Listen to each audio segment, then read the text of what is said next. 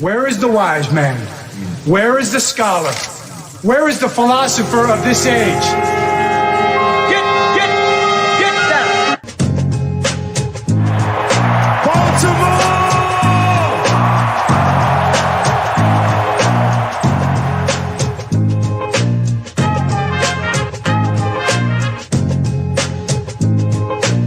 What are they getting? Everything out of me. They gonna get a Super Bowl out of me. Need that. Need that.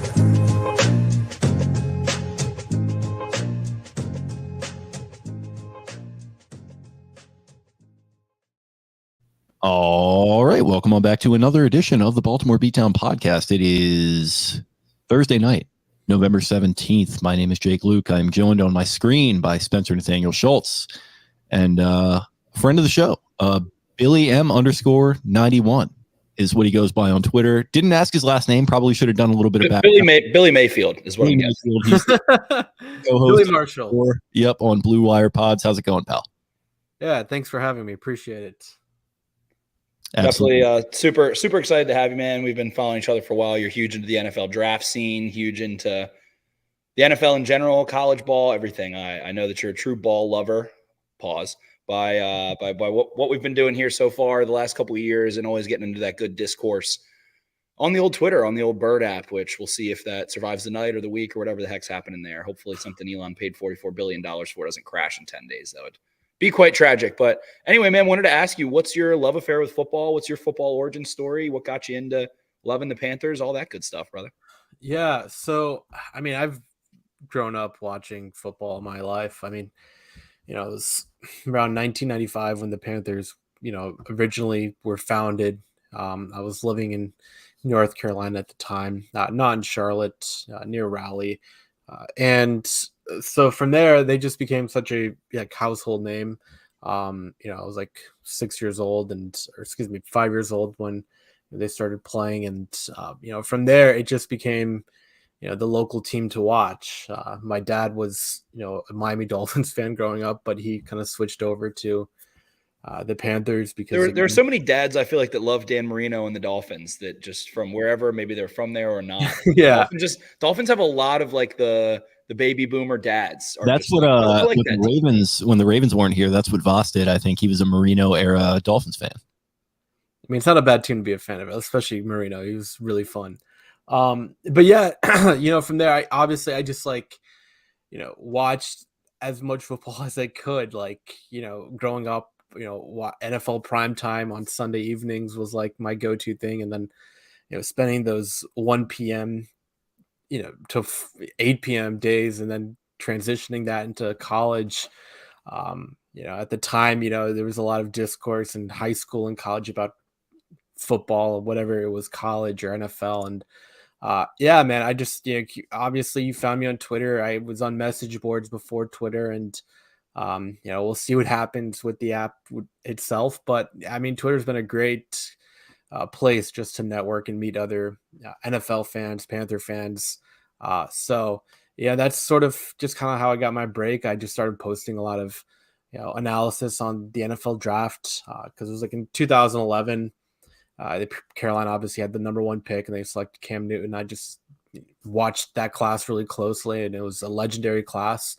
And then, yeah, I met a lot of the people, just followed like a lot of the NFL draft guys like Dane Brugler and Daniel Jeremiah, Fran Duffy, on and on and on. And then, yeah, then draft Twitter just became a thing, and everyone had their other fan base Twitters and whatever. And I got kind of, I started writing for Cat Scratch Reader, which is an SB Nation blog, as you guys are aware of. And yeah, so that's kind of like how my journey, and hosting a podcast now with my good friend John Ellis. He hosts a radio show down in South Carolina. And that's been kind of like my primary source, not just because I'm busy with work, so I don't have time to write as much anymore. But I mean, I tell you this, man, it's really great just talking football and, digesting the news. And it goes by quickly too. I mean, it feels like week 1 was yesterday, but we're already at week 11. So yeah, it's a good time though. It definitely is. And it's funny, like all the stuff that you're kind of hitting on there. I actually lived in South Carolina a little bit in the early 2000s, so that was kind of like the Derek Anderson, Steve Smith, Masin Muhammad team. So I was definitely more of a Ravens fan at the time, but I've always had a soft spot for the You stole my thunder because one of my questions is going to be who's the most underrated Carolina Panther of all time, and why is it Masin Muhammad? Yeah, there you go. Go with it. Yeah, no, I mean he's obviously been great, and I mean I'm sure you, Spencer, you watch college football. You can see his son now at Texas A&M. Yeah. He's been pretty amazing to watch. But no, he was certainly one of my fan favorites growing up. Not just him, Dan Morgan as well, the inside linebacker, and he's actually in their front office now. And so yeah, those teams, especially the 2003 team. Because a couple years before that they went 1-15, and they didn't get the number 1 pick because Houston was an expansion team, but it all worked out because Houston took David Carr, and then Carolina was fortunate enough to grab Julius Peppers, the guy who's going to also be in the Hall of Fame, and in my opinion, the best player in franchise history. Just a freak athlete. I mean, he was just one of my favorite players to watch. But yeah, no, Muhammad, he's definitely up there. He was a tremendous player. I mean, just so many exciting moments watching him. People do forget a little bit about Thomas Davis. I think he's got to be in that conversation. I think he was a little bit the Robin to Kuechly's Batman there for a little bit. Oh, no, for sure. I mean, if we were going to go top 5, I would certainly put Thomas Davis and Kuechly. I would probably say my top 5 would go Peppers, Cam Newton, Luke Kuechly, Thomas Davis, and Steve Smith. That's a pretty sick top 5 to have, and especially all from like the 2000s, and that being in the franchise. That's a pretty sick top 5. That'd be great in like a updated like NFL Blitz kind of situation. Oh, for sure. And the funny thing is, in their second year of existence, they made it to the NFC Championship game. But like I was so young at the time, I didn't really connect with Kerry Collins was like their quarterback, and he was pretty good, but then he had a lot of off-field issues with partying and alcohol, drugs, and then the entire Ray Caruth situation, which was something else. But I mean, the only guy from those years that kind of really resonated was Sam Mills. He only played a couple years, but he just got inducted to the Hall of Fame this past summer. But even then, again, I was really young at the time, so I didn't really kind of have like the perspective as some of maybe the older fans would. What's it kind of been like the last couple years as a fan, and I guess also a little bit as you've become more of an analyst? You're obviously a very film inclined guy. You're very, very sharp with all this kind of stuff. So what's it sort of been like watching them go from, you mentioned the Newton years, which I guess maybe we can hit on those a little bit, but like even like since then, where they've weirdly like filtered Newton back into the mix a little bit. There's been some Sam Darnold, some PJ Walker, obviously, some Teddy Bridgewater. What's kind of that whole ride been like? Sure. So I'll start with when David Tepper, the current owner, the Tepper era, I guess. Yeah, exactly. Because it's funny because things ended with the playoff appearance in Jerry Richardson's last game. It was a game again in New Orleans, and that was honestly, in my opinion, one of Cam Newton's best games ever. And they lost the game, but it was really close. And the only weapon he really had was Christian McCaffrey. And at the time, McCaffrey he was like fighting injuries at the time too, right? He was kind of hobbled and like kind of He was still healthy that year. It was a year after he really started getting the injuries. But yeah, so the Tepper era came in 2018. That first half of that year was fantastic. I mean, Norv Turner was just hired in the offseason. Scott Turner, his son, came with them. And they were just doing so many creative things offensively. And I was someone who actually appreciated Mike Shula, the previous offensive coordinator, just because he was able to develop an offense that suited Cam Newton's strengths, especially a run game that was extremely diverse. And, a lot of the concepts that they installed then are concepts that are very similar to the Greg Roman offense, because at the time, I remember when I was on Twitter, Matt Bowen would always make a comparison between the Kaepernick 49ers offense and some of the similarities with the Mike Shula Panthers offense. So yeah, the first half of the year was great. And then they had a Thursday night game in Pittsburgh, of all places. And TJ Watt just kind of obliterated Cam Newton's shoulder, and it was a clean hit and all that stuff. But that really just kind of went sideways for Newton's career ultimately. He played through the injury, but he was not having a really good year at all after that. They lost like 3 or 4 games in a row. And then they finally the guy that replaced him was Taylor Heineke. And unfortunately for Heineke, he got injured in this first game and then Kyle Allen, he finished out the year, but they started out like 6-2, 6-3, and they had a crazy like win against the Eagles, who are defending champions. They were down 14-0 in the fourth, and they came back all the way to win. But unfortunately, they finished 7-9. The same regime was still in place with Marty Herney and Ron Rivera. They're taking 2019 draft, and David Tepper didn't really want to make any changes, which a lot of people felt that he should have. But again, I was just like, just let it ride the course. I mean, I personally thought how Marty Herney returned back to the Panthers was insane. That's another story. But yeah, after that, the 2019 draft comes. I mean, they were very fortunate that Brian Burns fell to them. I felt like Burns was the second best edge rusher in that class behind Nick Bosa. So Carolina got very fortunate. Josh Allen went ahead of him, and I thought Allen was probably the third best edge rusher. And but the Raiders, obviously, they felt they had to take Cleveland Farrell at number 4 overall. So, but yeah, the season comes, and Newton, after like 2 games, gets injured.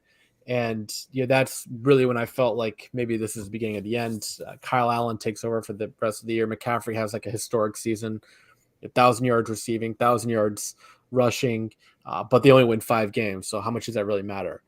And then David Tepper ultimately does let Ron Rivera go at the end of the season. He actually let him go mid-season. They were 5-7, and then they had an interim head coach for the final 4 games, but they lost all those. So.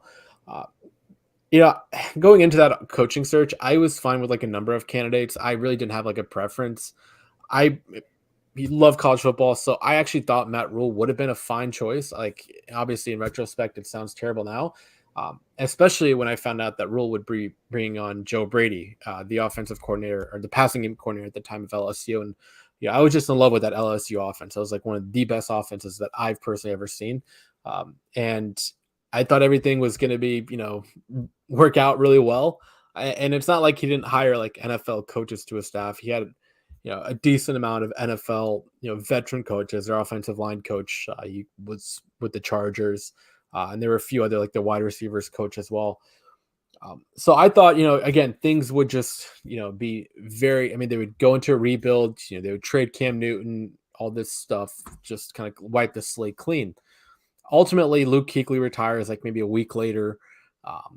Cam Newton, they don't decide to, at the combine, they decide to publicly say he's going to be their quarterback. And then a week and a half later, a report comes out that they want to trade him. And that doesn't happen, obviously, because you lose all the leverage. And they go out and sign Teddy Bridgewater to this big deal. So they don't necessarily rebuild. And that was the biggest mistake that they probably should have made that entire offseason. They could definitely, in hindsight, it feels like they wanted to try to be competitive off the bat, and it just it almost reminds you of Arizona as well, like what Keim and Kingsbury have done, like continually just chopping against it instead of just ripping the Band-Aid off.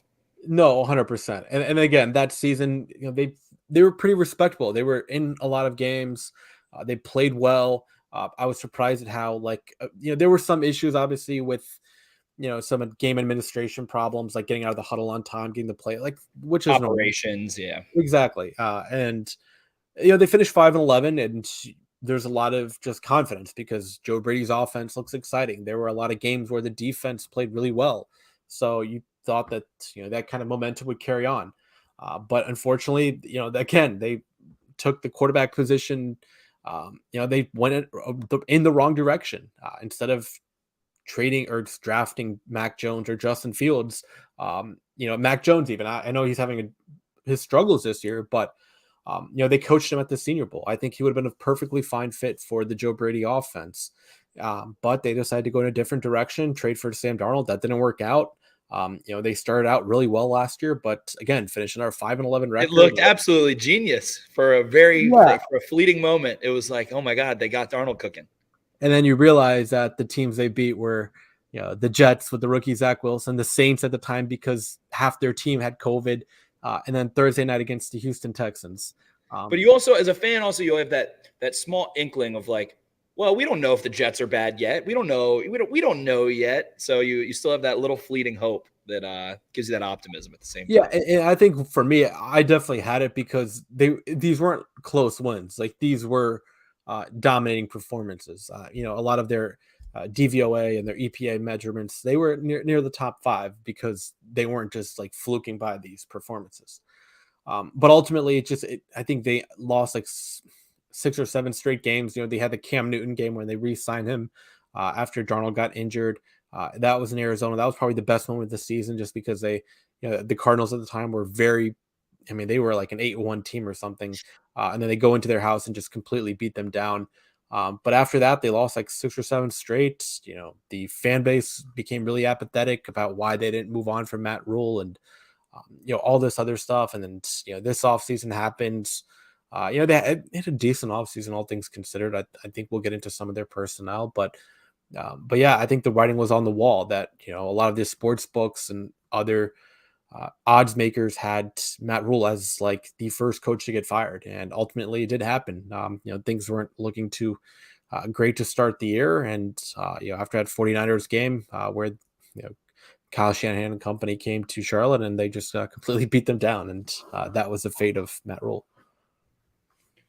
It most certainly was, and like you said, Vegas had all of that, and I guess leading into this year, obviously Rule gets fired. So before we get into the personnel, I guess just looking around what's on this coaching staff, obviously, and feel free whenever you want to, whatever your thoughts are, if there's anybody that you want to jump into for next year's coaching staff that you have your eye on. But you're looking around, Steve Wilkes, experienced guy. They've got Ben McAdoo, ton of seasoned guys offensively as well. And then there's some interesting guys, Matt Lombardi, pass game specialist, couple interesting guys, assistant head coaches, now Jeff Nixon.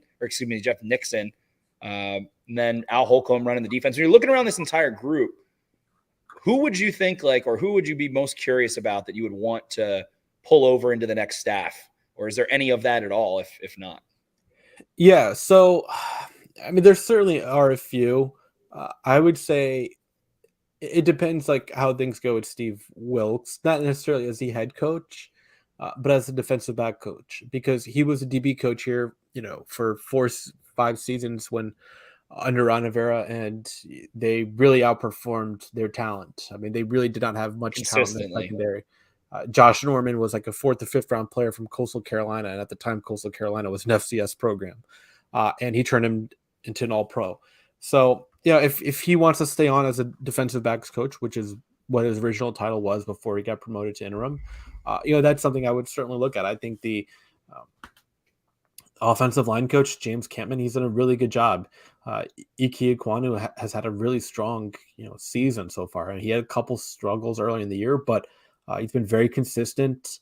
There are a little bit of fluff and mirrors associated with his performances because we'll get into it. They're not necessarily a team that drops back 30 or 40 times. And that was always going to be his question mark as well, Exactly. was in the true drop back. That was what he was going to need development in, very much so. And to compare it to the Ravens end up taking Tyler Linderbaum, different position, premiums or whatever. But there are things that Linderbaum was going to need to work on and that you might want to hide. And it's just good to see, I feel like, that Icky's strengths are strengths, and they translated quickly as many thought they would. Oh, for sure. Yeah. And again, he has actually improved, in his past sets. I think the biggest, the thing that he needs to most improve on is just his ability to finish. And he needs to do a better job of just latching on, controlling defensive linemen. I think he kind of loses a little too much in that regard. But I will say, as we do preview this game, one area that they really struggle in with respect to pass protection is their running backs aren't very good at picking up blitzes, whether it's Deontay Foreman or Rasheem Black. Deontay Foreman is he would probably get paid a lot more, like for what he can do, especially as a gap runner, things like that, if he could do anything in pass pro at all. Yeah, it's so weird because he actually, he has a body type. He has a strong frame, the mentality, like everything, and he's like he's a vet at this point. He's a traveled vet too. That's why it's so strange. Sure. Yeah, no, he has the upper body and he has the strong lower half, so you would think he'd be good in it, but it just hasn't worked out. And I think there are some communication issues as well. Sometimes the protections would slide one way, and a few of the guys wouldn't necessarily pick it up. But yeah, that's one area that they have to kind of improve on. But James Campman, to your original question, would be a guy that I would consider bringing back their offensive line coach. So I guess getting into this game a little bit, and we've touched on some of the players up to this point.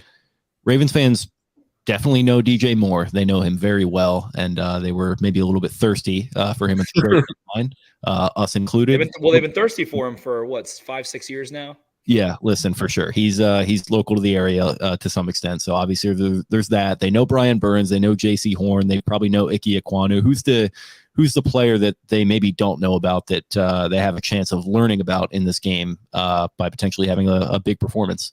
Baker Mayfield. I'm joking.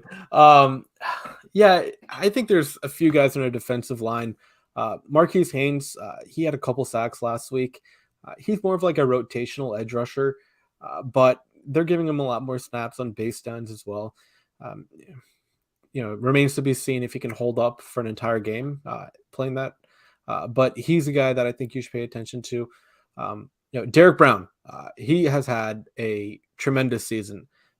I liked him coming out of the draft at Auburn. That was my number one player in his class. he was all over him. Wow. Okay. See, I was a little down on him just because of the value of an interior defensive lineman. I didn't think he had the same talent as like a Fletcher Cox or Aaron Donald or some of the other guys, like Quentin His skill set in comparison with Quentin Williams' skill set and things like that. But no, he's proved me wrong. And I think a lot of what he did this offseason, he trimmed, he shed a lot of weight. But he has become, such a tremendous force in both the run and the pass. He is kind of their anchor on the defensive line. So, yeah, he's definitely a guy. I would also say Iodinis, but I think he's going to be out this week if he's injured. But yeah, Marquise Haynes, one of their edge rushers, number 98, and Derek Brown, number 95 on the defensive line. And I guess we'll go with the defensive side of the ball first here and looking around. And I mean, the guys that end plays, and one guy I'm surprised you didn't mention because I feel like you love him. I can't remember. But it's like, obviously you got Shaq Thompson, well known. He's ending plays in a general 30,000 foot phrase, ending plays. Who's making plays, ending plays, executing? It's Frankie Louvu, who is probably one of the most outside of Carolina under-heralded, like exciting players that's in a weird spot. Him and like EJ Speed in Indianapolis right now, a couple guys that are really exciting and coming into their own in some ways. And obviously Brian Burns, YGM, you mentioned Ionitis, who's not going to be in this one. So where are they finding success? It feels like in the run game, it's, up the spine, they have chin, they've got a nice spine in terms of Brown, their linebacker play, their safety play kind of through there. J.C. Horn, a physical guy, all of those things. So against the run and in terms of, gap versus zone, where are teams able to make their hay right now? DVOA wise, Panthers are not rated well against the run. EPA wise, not rated well against the run. All of those kinds of things. So that unit, is in comparison with the Panthers offense, it feels like has had much more consistency and hasn't had a ton of changes or anything like that. So where has this Panthers defense found good matchups, found good personnel, found good, tendencies and all of those, and where do they need to really pick it up here to make games competitive? Yeah, they certainly struggle against the run. There's no doubt about it. And I think a lot of their issues stem from just their personnel. They don't have, the bodies, especially on the edge, to hold up in that regard. Go watch week 1, Cleveland, Bill Callahan influence, a lot of wide zone and a lot of gap concepts mixed into it too. And certainly helps when you have a running back caliber of Nick Chubb. But yeah, if you can, close off those edges and just look to run outside the tackle, I think Baltimore is going to have a lot of success, whether it's with Lamar or one of your running backs. In addition to that, I just think the play of Brown and Shaq Thompson, I mean, it's, they're solid NFL players, especially Thompson. Brown's a little better. But those guys can't do it alone. It starts up front, and they're the ones that are going to get game planned, and they're going to get double teamed. They're going to get sealed off. They're going to get avoided. All of those things. Yeah, for sure. So, coming into the year, Phil Snow, his defense comes from the Baylor, college system, the tight fronts, a lot of light boxes. That's sort of, how they built their defense. I disagree with that philosophy. I think you're seeing now in the NFL, like just look at the team like the Eagles, who went out and signed 2 defensive tackles today because they missed Jordan Davis. So, stopping the run, in my opinion, is I know a lot of people like to make fun of it, but you need, to stop the run. It's funny. There's this whole genesis on NFL Live today that's like making its rounds about Orlovsky and Spears and Ryan Clark. ESPN, they've had a couple of those in the last couple of weeks, and that was a really good one. And it's funny, and then you get guys like Coach Vass, Chris Vasseur, who's maybe you just do what teams did 30 years ago and 20 years ago and 10 years ago in that sense. So I think that goes hand in hand with what you're saying, Billy. And I don't know. So where do you see this game panning out? I guess to talk about the passing aspect of things as well. Not that they've, I don't know. I feel like they run a balanced amount of coverages in ways. JC Horn's an excellent caliber player and able to, I don't know. It just doesn't feel like there's a. I'll ask you this. What does this game look like if Mark Andrews plays? What does this game look like if Mark Andrews does not play? That's a good way of putting it. Yeah, I mean that's I don't think it makes too much of a difference because I thought that the game in Cincinnati would go a little better, and Jamar Chase didn't play, but Cincinnati scored 35 points. Joe Mixon had 4 or 5 touchdowns. He went off, and Joe Burrow didn't really have to throw the ball all over the yard like sometimes you see him throw for like crazy numbers. So for a team like Baltimore that likes to run the ball, it's going to be a very difficult matchup for Carolina. They struggle against the run. Now, they had kind of a mini bye. They played on Thursday night last week. So maybe there's some adjustments in their fronts that they can do some late rotations to kind of cover up some gaps and win at the line of scrimmage. But Baltimore's coming off a bye and they're getting healthier. So this is going to be a very tough matchup. Coverage wise, I think they're pretty good, even though they did lose a few of their cornerbacks. Dante Jackson, he's out. He got an Achilles injury recently. Their safeties are kind of underrated. Xavier Woods has been in the league for a while. I think he's played really well. And then another for him, like Trey Boston. There's a couple of these guys like Trey Boston back in the day. These weird safeties that are just like, I mean, this is a compliment, like average, decent safeties, and just no team wants them for some reason. Xavier Woods is one of those guys. Yeah, Trey Boston definitely was that guy that like he would another Panther. Yeah, he was just hanging on. Why does nobody want Xavier Woods? He's a fine player. I like him. I mean, he's been really good. So I remember that. Yeah, that was. And then what? You guys have C.J. Henderson taking snaps there. The project. What have you seen out of C.J. Henderson? Obviously, first round player, gets the people going. And where has he been struggling as he's? So he's been consistent a little bit.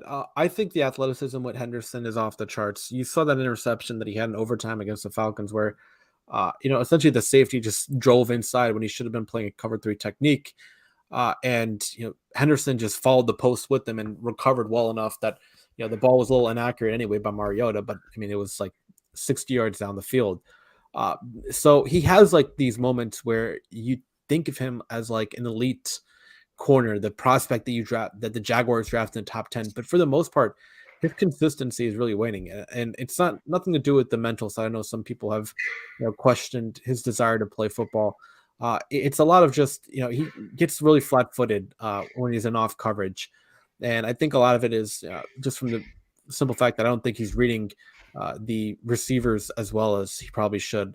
The scheme is pretty simple, especially since Wilkes and Holcomb took over. They kind of simplified it. They're not necessarily doing too many crazy there's a lot of cover 3, a lot of middle of the field close stuff, right? From what I've seen, there's nothing like there's no pattern match, anything crazy like that into their defense. They do a good job of passing off routes, but Henderson, I mean, he really struggles in that aspect. I think I was watching that Bucks game on Thursday night a couple weeks ago, and Lamar was struggling to start off the game, but then he just started hitting those hitches to Demarcus Robinson, right 8-9 yards, and I think that's an area that you can really get Henderson because his technique, especially off coverage, isn't great. So definitely an area to watch. And it makes him start to have to come up, and then it's in his head, and then that's where you start to attack. I will say Jeremy Chin has a chance to play this week, so that could factor in pretty well if Mark Andrews does play, because Chin, he in my opinion, he's one of the better young safeties in the league, and he's been out for a month and a half or so. So just keep an eye out. He's been limited in practice this week, I believe, correct? Yeah, yes. I don't know if they're going to rush him this week, but it has been 10 days, so I would just look for him on the injury report or when inactives come out. Definitely. I guess switching over to the other side of the ball, I think, Jake, you had a couple things you wanted to hit on. Yeah, I mean, I'm just kind of curious, the quarterback position. I mean, what are we feeling right now? Is it just completely looking forward to Bryce Young and CJ Stroud, or what you trying to get anything out of this group right now? I mean, PJ Walker was kind of frisky there for a minute. Yeah, and unfortunately he had the injury. Here's what I'll say about the offense. Before Wilkes took over, they just, for some reason, wanted to become a very heavily dependent drop back passing team, and I don't think that works with this offensive personnel, and B, Baker Mayfield. So since then, they've just been running the heck out of the ball. I mean, they had like 45, called runs last week. They only dropped back like 16 or 17 times. Now, yes, I understand the weather wasn't great, but that's sort of been what they've been doing throughout the Wilkes tenure. So I would just really be prepared to stop the run. Baker Mayfield is not going to beat anyone in 2022 through the air. But I will say that if they have some favorable down distances, like if they do well on first and second downs, then I think they're going to try to create some defined reads for him. But Ben McAdoo, this is why I was so confused about the hire, is that Matt Rule was a guy who traditionally wants to run the ball. I mean, he said it in the past, and for some reason he just let McAdoo have free reign. And I mean, they were dropping back 30 to 40 times with the quarterback that shouldn't be playing in that type of system. So, since then they've just been running. I feel like that was an overarching kind of theme of the Rule era. It was like the proverb right now is that if you adapt to your players as opposed to forcing them to your scheme, then you succeed. And I feel like Rule wanted to do that and just never actually did. Oh, for sure. I mean, there were so many examples of that.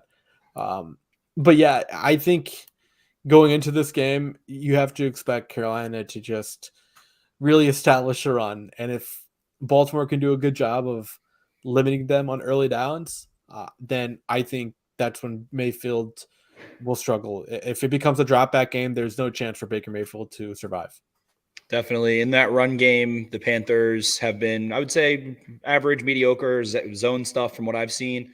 And then shockingly, I guess not even shockingly, just maybe quietly really freaking good in gap man stuff. And I wanted to ask you what you've seen along the front, tight end wise, from Foreman in that run game that's allowed them to get going. And like you said, what is the recipe going to be? Even if it's PJ Walker, Mayfield, even if Sam Darnold comes in, what are teams going to want to do? Shut down basically the Panthers' power run game and force them to drop back. And Panthers have been able to still keep, chopping wood against it into the win, so to speak. So what have you seen in there, and what could people that watch this game expect to see in that sense? Yeah, I mean, the run game has been a pleasant surprise.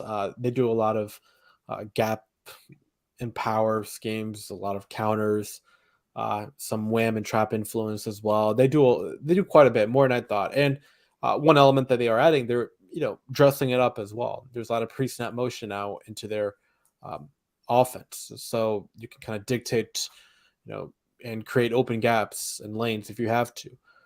But yeah, I think that the offensive line, they certainly, in my opinion, this offensive line has potential to be very good pass blocking, but because they don't really have a true pass like a quarterback, they just have to rely on the run game at this point.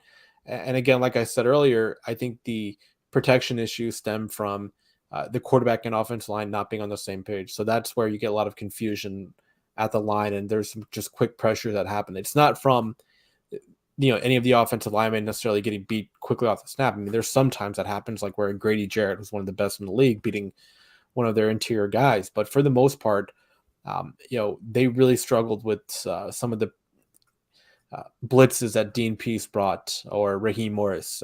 So, I don't know how similar the defenses are. I know Mike McDonald, I don't know if he was on staff when Dean Pease was there, but if you blitz through the A gap with Roquan and some of the other linebackers, I think you're going to have a really good chance of affecting Carolina's offense. They shipped Robbie Anderson off basically for a bag of balls, and I mean they've been justified in doing so based upon what we've seen. But plus the guys that they wanted to give time, Laviska Shenault, Terrace Marshall, you want to get those guys reps anyway. Yeah, and that's kind of what I'm leading into there. How have those guys looked thus far? Terrace Marshall, I think we both liked a lot coming out of LSU there. Laviska Shenault, really fun player. I always thought it's kind of unfortunate the injury situations that have kind of held him back. But how has this core looked? I know Shenault had a big play last week. How has it been kind of behind DJ Moore there? Yeah, for sure. So this is what I talk about, NFL competency. When you have like NFL guys on your staff and who are running the operation, you see guys like Terrace Marshall, who it just was a product of, he probably lost all of his confidence under the Matt Rule regime just because there were so many moving parts. the offensive coordinator that he was with at LSU, Joe Brady, gets fired mid-season, and then you just switch everything up this offseason. And there were even reports that he was on the roster bubble in preseason, which I found absurd. But I, like you guys, liked Marshall coming out of LSU. But yeah, no, it's just, the amount of confidence he's playing with now is very, awesome to watch. I mean, he's running precise routes. He's catching the ball really well. He's doing a really good job with his body control, especially in contested situations. With Chenault, it's, Chenault is a limited player. He's not going to necessarily run, down the field and beat you as a burner, but his 2 biggest plays of the year have been very similar, just where he's running a flat route. He catches the ball. The receivers do a pretty good job blocking, and he's a very powerful runner in the open field. And that's how we can just really create explosive plays. So, for me, there's gonna be a lot of attention to DJ Moore, as there should be. But I think the emergence of Terrace Marshall has been one of the brighter developments of the year. Well said, my friend. Well said. So Ravens currently 13-point favorites in this one. Panthers did have a little bit of a mini bye. The Ravens had a full bye here. How do you see this game ultimately playing out? You don't have to give a score prediction if you don't want. If you feel inclined, you absolutely can. Do you think they cover anything of the sort? What do you think this game plays out like? Can the Panthers sustain some drives or generate explosive plays? And if they do cover or win, what does that look like and why? Yeah, so I think I read something on Twitter today about how when John Harbaugh is like a double-digit favorite, the Ravens have an excellent record. But yeah, this is going to be an uphill battle for Carolina, no doubt about it. Weather is supposed to be kind of cold too, so I certainly would lean towards. I never take huge double-digit favorites, but I would probably lean towards taking the points with Baltimore. I just think this is going to be very tough for their defense, or excuse me, their offense. And when you get in a drop back game with Baker Mayfield, things don't go well. I mean, you guys have seen some of his struggles firsthand. I mean, that game last year was kind of weird though. Like, it was a Sunday night game. Baker turned it over like 5 times. Lamar turned it over like 3 or 4 times. But the Browns were more talented, and Carolina doesn't have Jadeveon Clowney and Myles Garrett on the edge. As good as Brian Burns is, that's a problem. And so, Baltimore's offense, Greg Roman, I think he's going to, design a really good game plan, especially running the ball and attacking these edges. That's where they have issues. Last year, Scott Turner and the Washington Commanders came into Charlotte around this time of the year, and they just ran the ball all over them with Gibson. That essentially was like the turning point for this run defense. A lot of other teams have used that same formula. We saw the Browns do it. They did a really good job against Saquon Barkley the following week.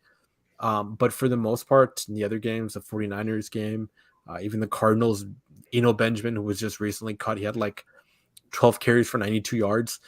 So yeah, this is a game where Baltimore's run game is going to be the difference, in my opinion. And their linebackers, Shaq Thompson and Littleton, they aren't necessarily the best in coverage. So you run the ball, do really well, get that play action, open up the middle of the field for Andrews or the tight ends.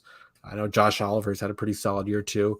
I think that's going to be a difference in the game. I just think like a lot of the matchups that we're talking about, it just leans Baltimore's direction. Special teams has been a very huge improvement this year, but when you have Justin Tucker on the other sideline, I don't think you have an advantage in that area either. So I think Carolina might have some bounces go their way here and there, but ultimately it's going to be like a 30-13 games, 31-13, 31-14. I don't think it's going to be necessarily like a crazy blowout like we saw in Cincinnati, but I think Baltimore is very efficient. They're just going to go in there, do their job, and move on to the next week. My kind of final question here, just what makes Billy Mayfield Marshall happy in 2023? In order for you to be happy by, let's say, this time next year, what is the most basic or even detailed, if you want, thing that you want to see from the Carolina Panthers? And happiness, a very abject concept too. I mean, it's just like, how do you even define that? So yeah, honestly, I don't even like, they just have to have some NFL competency. I don't even want to like give you like my head coach preferences or anything like that, because everyone wanted Nathaniel Hackett, and he's turned out to be a disaster. So it's like I don't even know how to judge these guys from the outside. But yeah, honestly, as long as they're competitive next year, whether it's with the rookie QB or whoever they end up getting, I think that's going to be the most telling part. As long as you have a rookie QB and you're sort of competitive, I don't really care what the record is. You're seeing growth from him. 2011 was one of my best years supporting the team. Cam Newton threw like for 400 yards, like in back-to-back games to open up the year, and he went toe-to-toe with Aaron Rodgers. And Rodgers That was coming off sick. the Super That Bowl was a sick time. in week 2. So they were only a 6-10 team, but like they were just putting up crazy pass numbers, and I had so much fun watching. And so like for me, as long as I'm pretty realistic, I'm not expecting a new coach and a rookie quarterback potentially to come in here and take the world by fire. Like the Dak Prescott situation doesn't necessarily happen. So as long as they pick a quarterback, whoever it is in the draft, just some sort of competitiveness and competency, I think that would probably make me happy next year. Very nice. I guess, Spen? That does it for me. That's about it, my friend. If you wanted to plug your stuff and tell the good people where to follow you and all that good stuff, brother. Yeah, well, I'm still on Twitter, BillyM_91. We also host a podcast, Carolina Panthers podcast called The Roar. It's on Blue Wire.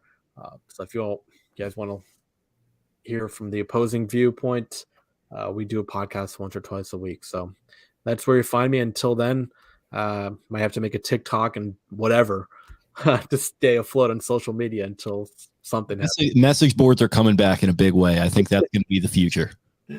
Hey, that's how I essentially kept up with the team. It's just like the pass game and the run game. Like, how that's cyclical. It's going backwards. Yeah. I love it. Sometimes you got to go back to go forward. Exactly. Yeah, you guys would know. I mean, there's some of those early 2000 Ravens teams, Jamal Lewis just pounding the ball like 40 times a game. I know how it is. Oh, yeah, absolutely. All right. Well, thanks for joining us, brother. I guess we can go ahead and get you out of here. I appreciate you guys. See you. Thanks, Billy. All right. So I was about to tee you up to go ahead and give your predictions. So what are you thinking in this one?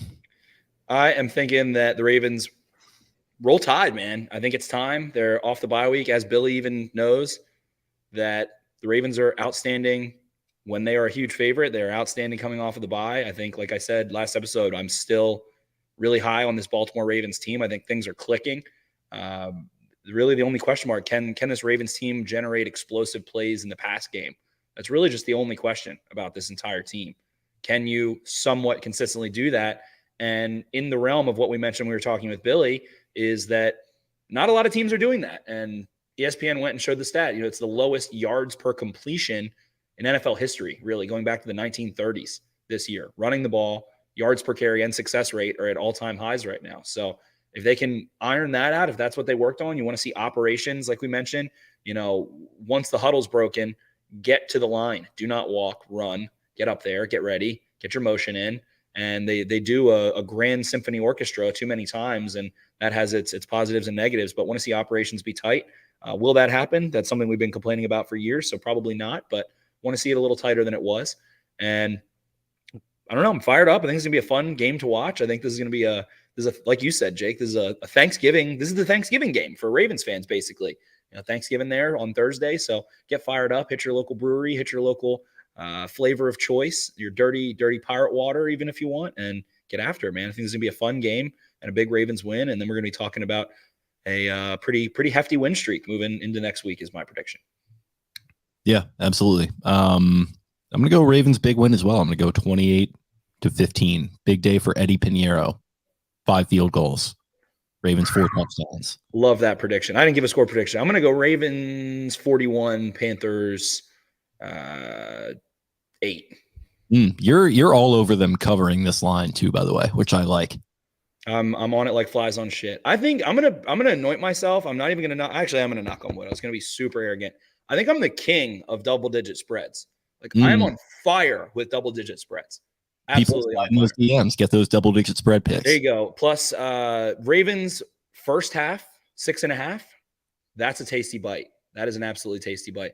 This Panthers team is tough. They like to hit. They're physical. I don't want to drown on too long here. We went pretty long there, but the way this game is competitive is if the Panthers continue to be violent. They are a violent, tough team still. They are not a competent team. They are not a successful team, but they're a violent, physical team. I have an inkling that being in this stadium against this kind of Ravens team, the players that they have, the talent that they have, and the physical brand that the Ravens are willing to or want to go to quickly and often on both sides of the football, I think it breaks the spirit of this Panthers team early. And I think Ravens are going to be all over them, man. I think it's going to be a big, big, big win. Love it. Well, that is what you guys get. We'll certainly be breaking down this game more so on the recap pod on Sunday night. And hopefully it is going to be that big one. And like I said, make it a fun weekend. Make it the, short week for everyone who's, not having to work on Thursday and Friday. I'm sure we have listeners that do. So our thoughts are with you because that sucks. And, maybe some good content from us will help you get through that. But for those that aren't, go ahead and do it up, live it up, just like we're going to. It's going to be a fun weekend, fun short week. And, hopefully a Ravens win is going to be a big part of that as we're predicting here. So in the meantime, go ahead and follow us on social media. You can follow the show on Twitter for the time being at Podcast Beatdown. You can follow me for the time being at Jake Luke. That's LOUQUE. And you can follow Spencer for the time being at Ravens 4 Dummies. That's the number 4 in the middle there. Hopefully Twitter is still around. Next time we're recording this thing, I don't really know what to do if it's not. But in the meantime, we'll talk to you guys later. See ya. Arrivederci. Where is the wise man? Where is the scholar? Where is the philosopher of this age? Get down! Baltimore!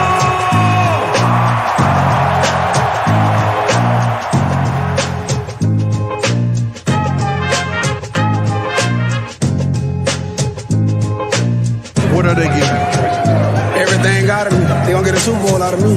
Believe that. Believe that.